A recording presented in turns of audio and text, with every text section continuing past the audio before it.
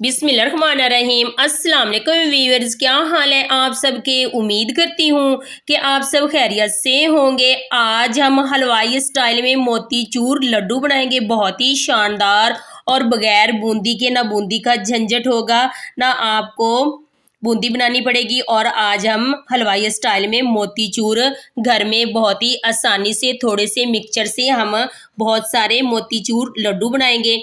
एक हम कढ़ाई लेंगे, इस कढ़ाई में ये प्याला भर के हम चीनी का ऐड करेंगे। मेजरमेंट का आपने ख्याल रखना है।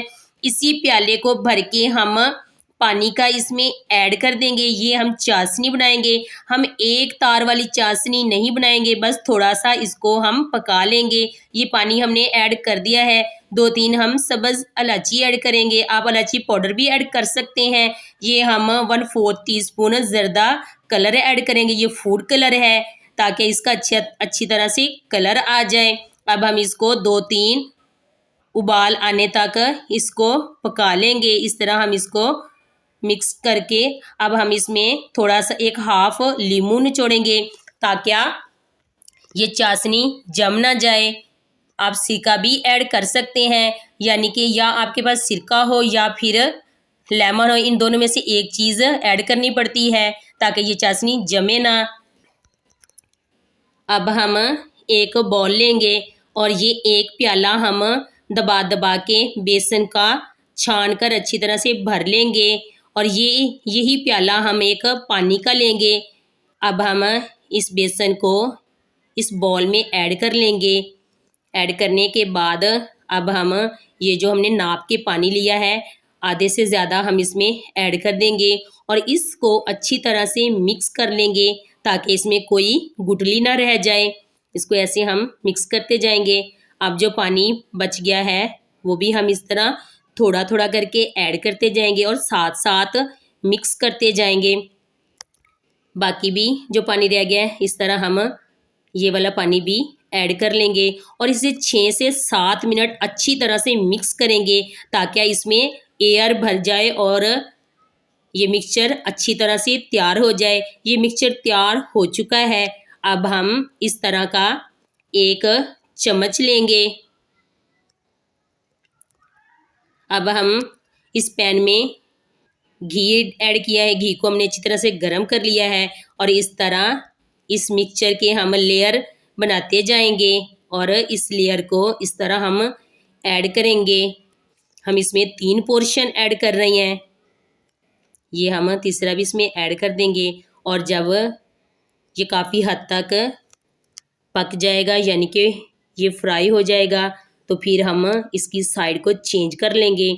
अब हम इसकी साइड को ऐसे चेंज कर लेते हैं और उस वक्त तक इसे पकाएंगे जब तक ये क्रिस्पी हो जाएंगे और गोल्डन हो जाएंगे।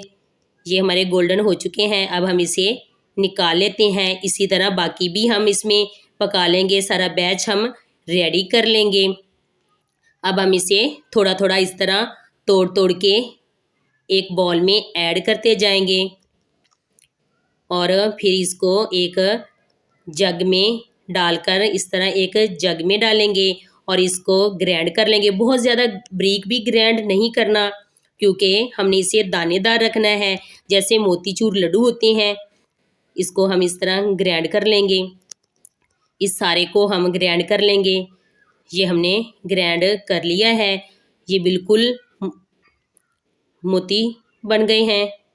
हमें बूंदी बनाने की ज़रूरत भी नहीं पड़ी। अब हम उस चाशनी को लेंगे जो हमने 2-3 बॉयल आने तक पकाई थी। अब हम इसमें ये सारा मिक्सचर ऐड कर देंगे।